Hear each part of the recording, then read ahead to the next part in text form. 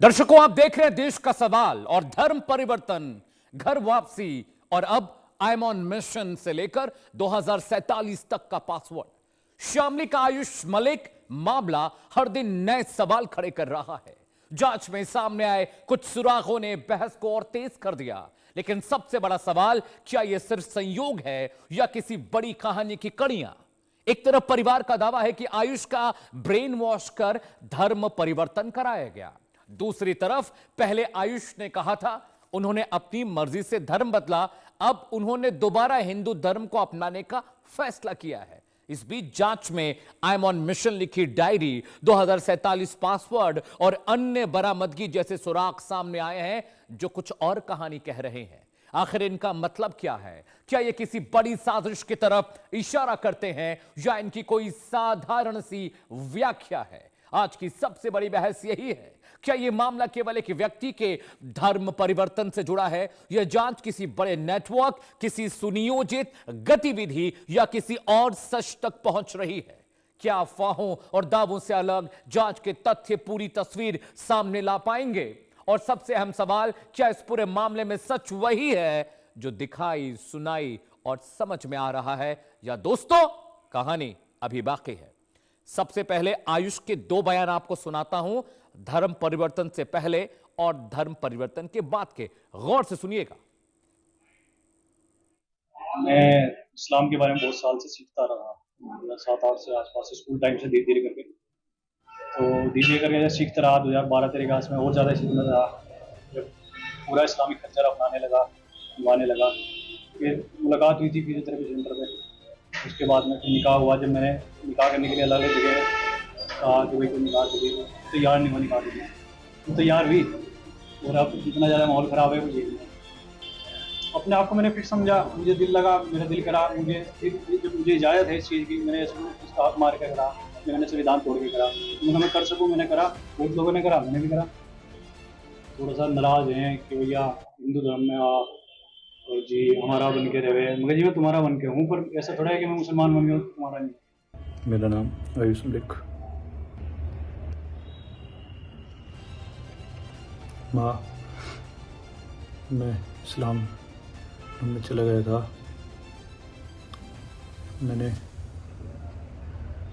धर्म बदल लिया था, लेकिन मैंने आपकी परेशानी को देखते हुए परिवार के हिसाब से अपने मन से परिवार के मूल धर्म हिंदू धर्म में आकर आपके व पापा के प्यार की छाव में रहना चाहता हूँ, तो आप मुझे माफ़ करना।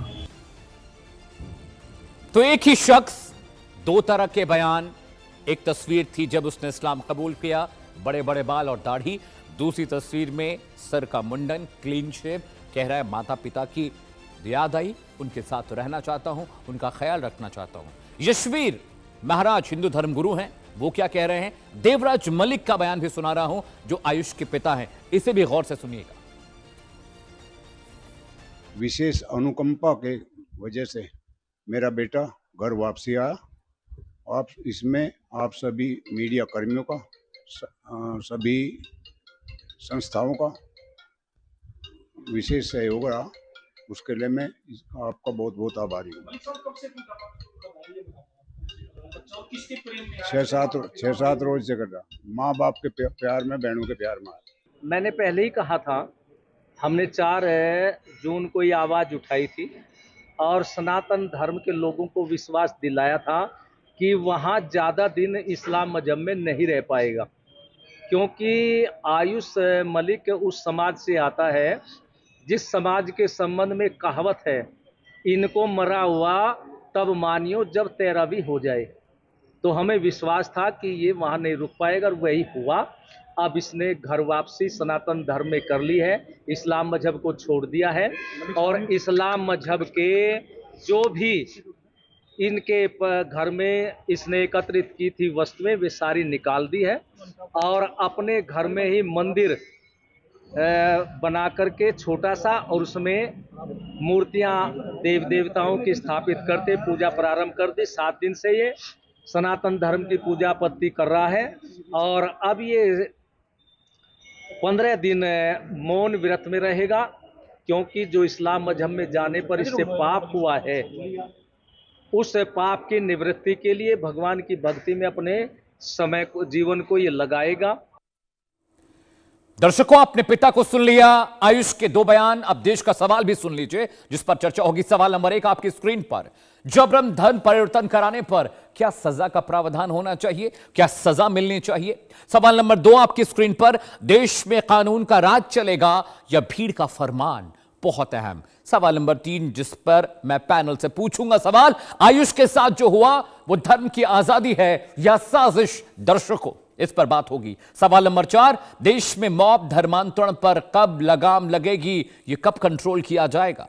सवाल नंबर 5 जिस पर हम चर्चा करेंगे, क्या भीड़ अब तय करेगी कि कौन किस धर्म में रहेगा, किसको क्या धर्म अख्तियार करना पड़ेगा? जी हां, लेकिन दर्शकों, पूरा विश्लेषण लेकर आया हूं। अगले 1 घंटे लगातार एक खास पैनल भी जुड़ेगा, लेकिन पूरा मामला आपके लिए समझना बहुत जरूरी है।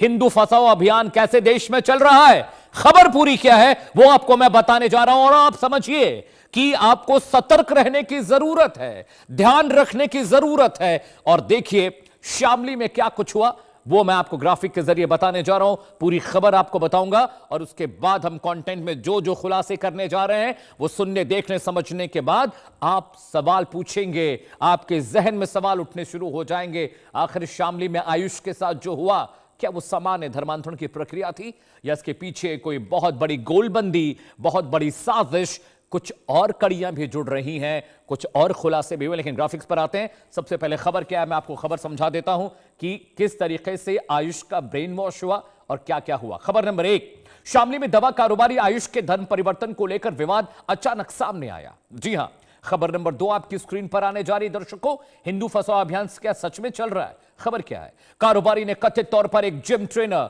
चांदनी से निकाह के बाद इस्लाम कबूल कर लिया। जी हां, ध्यान से सुनिएगा। खबर नंबर 3, सोशल मीडिया पर आयुष की बिना दाढ़ी वाली, बिना बाल वाली तस्वीर वायरल होने लगी। क्लीन शेव आयुष, मुंडन कराया हुआ आयुष। खबर नंबर 4 आपकी स्क्रीन पर। दर्शकों, हिंदू फसाओ अभियान क्या सच में चल रहा है? घटना के बाद इलाके में तनाव के हालात हैं, पुलिस सतर्कता बरत रही है, कहीं ये छोटी सी घटना किसी बड़े फसाद की जड़ न बन जाए। खबर नंबर 5, पुलिस ने वायरल वीडियो और तस्वीरों की जांच अब शुरू कर दी है। इन्वेस्टिगेशन ए से लेकर जेड तक हो रहा है।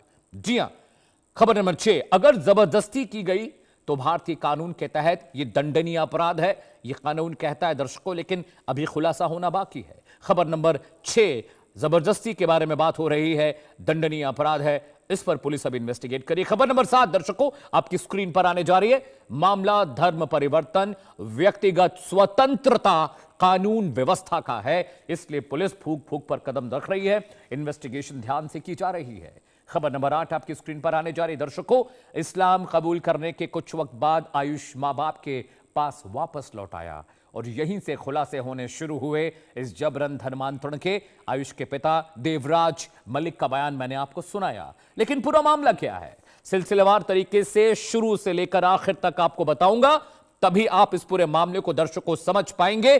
पूरी डिटेलिंग आज लेकर आए हैं, कैसे धर्मांतरण गैंग यूपी के मुख्तलिफ इलाकों में